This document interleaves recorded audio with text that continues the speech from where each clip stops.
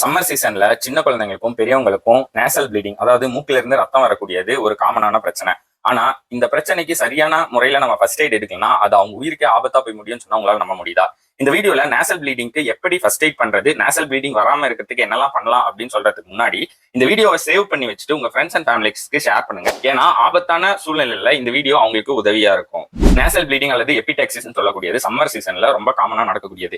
ஏன்னா சம்மர் சீசன்ல அதிகப்படியான வெப்பநிலைகளால இங்க இருக்கக்கூடிய காத்துல இருக்கக்கூடிய ஈரப்பதம் ரொம்ப குறைஞ்சு காற்றோட வெப்பநிலை அதிகமாகுது. அதை நம்ம சுவாசிக்கும் போது நம்ம மூக்குல இருக்கக்கூடிய நேசல் மியூக்கோசால ட்ரைனஸ் ஏற்பட்டு அதுல கிராக் ஏற்படுது. நேசல் மியூக்கோசா அப்படின்னு சொல்லக்கூடியது மூக்குக்கு உள்பகுதியில் இருக்கக்கூடிய சளி போன்ற ஒரு மென்மையான ஒரு பகுதி.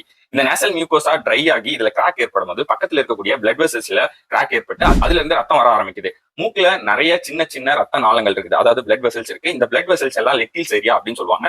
இந்த லிட்டில்ஸ் ஏரியால இருக்கக்கூடிய சின்ன சின்ன பிளட் வெசல்ஸ்ல கிராக் ஏற்படும் போது அதிக அளவுல ரத்தம் மூக்கு வழியா வெளியே வர்றது காமனா நடக்கக்கூடிய ஒரு விஷயம். சோ இப்ப ஒருத்தருக்கு மூக்குல இருந்து அதிகப்படியா ரத்தம் வந்துட்டு இருக்குன்னா நம்ம என்ன செய்யலாம், என்ன செய்யக்கூடாதுன்றதை நான் சொல்றேன், கேட்டு தெரிஞ்சுக்கோங்க. நம்ம செய்யற மிகப்பெரிய தப்பு என்னன்னா, ஒருத்தரோட மூக்குல இருந்து ரத்தம் வந்த உடனே அவங்க தலைய பின்பக்கமா சாச்சு அவங்க மூக்குல இருந்து ரத்தம் வர்றதை தடுக்கிறதுக்கு முயற்சி பண்றோம். அது ரொம்ப பெரிய தப்பு. ஏன்னா மூக்குல இருந்து ரத்தம் அதிக அளவுல வந்துட்டு இருக்கும் போது நீங்க தலைய பின்பக்கமா சாய்க்கும் போது மூக்கு வழியா அந்த ரத்தம் எல்லாம் உங்களுடைய சுவாச குழல் வழியா உள்ள போயிட்டு உங்களுக்கு சோக்கிங்கோ இல்ல ஆஸ்பிரேஷன் வரதுக்கான வாய்ப்பு அதிகமாகும். அது மட்டும் இல்லாம அந்த ரத்தம் அதிக அளவுல உங்களுடைய வயிற்றுக்குள்ள போச்சுன்னா உங்களுக்கு வாமிட்டிங், ஃபீவர் இந்த போன்ற பிரச்சனைகளும் வரதுக்கான வாய்ப்பு இருக்கு. சோ தயவு செஞ்சு யாரும் ரத்தம் வர ஆரம்பிச்ச உடனே தலைய பின்பக்கமா திருப்புறதோ அல்லது ஒரு மேடான பகுதியில், அதாவது தலகாணி வச்சு தலைய டில்ட் பண்ணி மேல் பக்கமா இருக்கிற மாதிரி டில்ட் பண்ணி படுக்க வைக்கிறதோ பண்ணாதீங்க.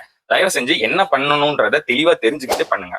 சோ ரத்தம் வந்துருச்சு, இப்ப என்ன பண்ணலாம்? ரத்தம் வந்த உடனே உங்களுடைய குழந்தையோடைய தலைய கொஞ்சம் முன்பக்கமா சாயுங்க. சாய்ச்சு ரத்தம் வெளியே போறதுக்கு வழி பண்ணி கொடுங்க.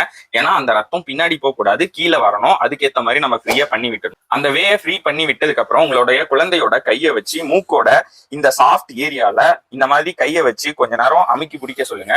அமுக்கி பிடிக்கும் போது வாயை நல்லா திறந்து வாய் வழியா மூச்சு விட சொல்லுங்க. கொஞ்ச நேரம், அதாவது 3 to 5 minutes வரைக்கும் கொஞ்சம் நம்ம கம்ப்ரெஷன் கொடுக்கும் போது ரத்த நாளங்கள் அதுவாகவே கொஞ்சம் கொஞ்சமா சரியாகி அந்த கிராக் எல்லாம் சரியாகி அதுக்கப்புறம் ரத்தம் வர்றது நின்றும். சோ இந்த மாதிரி சிம்பிளான மெத்தட்ஸ் எல்லாம் நீங்க ஃபாலோ பண்ணிட்டு திரும்பவும் இந்த மாதிரி நடக்காம இருக்கிறதுக்கு ப்ரிவென்டிவா என்னென்ன பண்ணணும்னு சொல்றேன், அதையும் கேட்டு தெரிஞ்சுக்கோங்க. ஒரு நாளைக்கு குழந்தைகள் 3 to 4 லிட்டரும் பெரியவங்க ஒரு 4 to 5 லிட்டரும் தண்ணியை கட்டாயம் இந்த சம்மர் சீசன்ல குடிக்கணும். அப்படி குடிச்சீங்கன்னாவே பாதி பிரச்சனைக்கு தீர்வாயிரும். அதாவது மதியம் 12 மணி அந்த மாதிரி டைம்ல குழந்தைங்களை வெளியே விடும்போது அப்ப காற்றினோட ஈரப்பதம் ரொம்ப கம்மியாகவும் வெப்பநிலை அதிகமாகவும் இருக்கும். இந்த காற்றை சுவாசிக்கும் போதுதான் இந்த எபிடாக்சிஸ் போன்ற பிரச்சனைகள் வருது. ஒரு நாளைக்கு 2 முறையாவது உங்க குழந்தைய குளிக்க வைங்க. இது மாதிரி எல்லாம் நீங்க செஞ்சீங்கன்னா உங்க குழந்தைக்கு எபிடாக்சிஸ் வரதுல இருந்து உங்களால பாதுகாக்க முடியும். இந்த சின்ன தகவல் உங்களுக்கு பயனுள்ளதா இருக்கும்னு நினைக்கிறேன். மேலும் இது போன்ற பயனுள்ள தகவல்களுக்கு என்ன ஃபாலோ பண்ணுங்க. நன்றி, பை பை.